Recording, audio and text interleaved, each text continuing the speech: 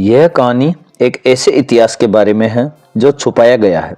बहुत सुंदर कहानी। अच्छी लगे तो कमेंट में अपनी राय जरूर दें और सब्सक्राइब करना ना भूलें। तो शुरू करते हैं। इतिहास जिसे हम सच मानते हैं, अक्सर वह पूरा सच नहीं होता, क्योंकि जो लिखा जाता है वह ज्यादातर वही होता है जो सत्ता दिखाना चाहती है, और जो सच सत्ता को असहज करता है वह या तो मिटा दिया जाता है या फिर कभी लिखा ही नहीं जाता। यह कहानी उसी सच की है। बहुत पुराने समय की बात है। एक विशाल राज्य था जहां खेत लहलहा रहे थे, बाजारों में रौनक थी और दूर से देखने पर लगता था कि यह राज्य पूरी तरह सुखी है। लेकिन उस सुख के नीचे एक खामोश डर दबा हुआ था। इस राज्य का राजा राजनिवास कहलाता था। दरबार में उसकी तारीफ होती थी, लेकिन आम लोग उसका नाम लेते समय अपनी आवाज धीमी कर लेते थे, क्योंकि यह राजा सवाल सुनना पसंद नहीं करता था। उसी राज्य के एक छोटे से गांव में एक मिट्टी का घर था। न कोई वैभव, न कोई पहचान। यही रहता था एक साधारण सा युवक, आर्यन।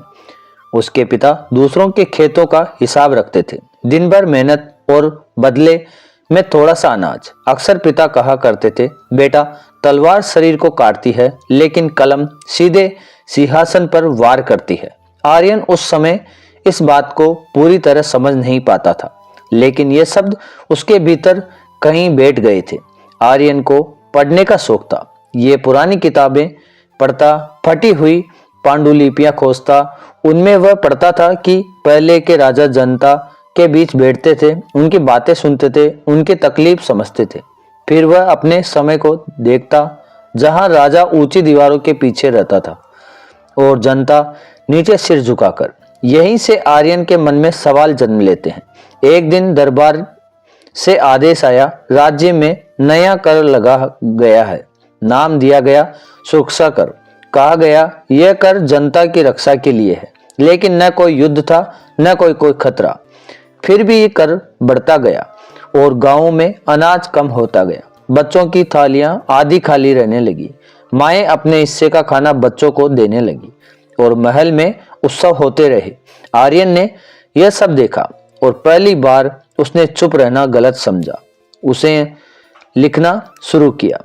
न राजा का नाम, न किसी को गाली, न कोई भड़काऊ शब्द, बस सीधे सवाल, अगर सुरक्षा है तो डर क्यों है? अगर कर लिया जा रहा है तो राहत कहाँ है? थे पन्ने राहत के अंधेरे में एक गांव से दूसरे गांव पहुंचने लगे। लोग पढ़ने लगे, पहली बार सोचने लगे और धीरे धीरे बोलने भी लगे। राजा तक ये बात पहुंची। उसे गुस्सा नहीं आया, उसे डर लगा। दरबार में घोषणा हुई कि जो भी भ्रम फैलाएगा उसे राज्य का दुश्मन माना जाएगा। नाम किसी का नहीं लिया गया, लेकिन निशाना साफ था। एक रात जब पूरा गांव सो रहा था, राजा की सिपाही आए। न कोई आरोप, न कोई सफाई का मौका। आर्यन को उठा लिया गया।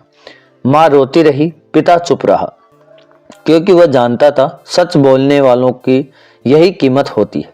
आर्यन को पुराने किले की अंधेरी कोठरी में रखा गया। कुछ समय बाद राजा खुद आया। उसने कहा, मेरे लिए लिखो, तेरा गांव सुरक्षित रहेगा। आर्यन ने सिंहासन की ओर देखा और शांत स्वर में बोला, इतिहास आपको माफ कर सकता है, लेकिन सच नहीं। राजा पहली बार कुछ नहीं बोला। उसे लगा कि आर्यन को कैद करके सब खत्म हो जाएगा, लेकिन वह यह नहीं जानता था कि आर्यन ने लिखना सिर्फ खुद नहीं सीखा था, उसने दूसरों को भी लिखना सिखा दिया था। अब एक नहीं, सैकड़ों हाथों में कलम थी। दीवारों पर सवाल थे, बाजारों में सवाल थे, कुओं के पास सवाल थे। सिपाही भी पढ़ने लगे, दरबारी भी सोचने लगे। राजा अकेला पढ़ने लगा। आखिरकार उसने आर्यन को रिहा कर दिया। बस एक शर्त रखी, तेरा नाम इतिहास में नहीं लिखा जाएगा। आर्यन मुस्कुराया और बोला, नाम नहीं चाहिए, बदलाव चाहिए। आज उस राज्य की किसी भी किताब में आर्यन का नाम नहीं है, लेकिन जब भी कोई अन्याय के खिलाफ कलम उठती है, जब भी कोई सवाल पूछा जाता है, वह आर्यन ही होता है, क्योंकि इतिहास सिर्फ राजाओं से नहीं, सच से बनता है। कहानी में आपको क्या बात अच्छी लगी कमेंट में जरूर बताएं और लाइक एंड सब्सक्राइब करना ना भूलें। लाते रहेंगे आपके लिए अच्छी अच्छी कहानियाँ। तो मिलते हैं अगली एक और नई कहानी में, तब तक के लिए धन्यवाद।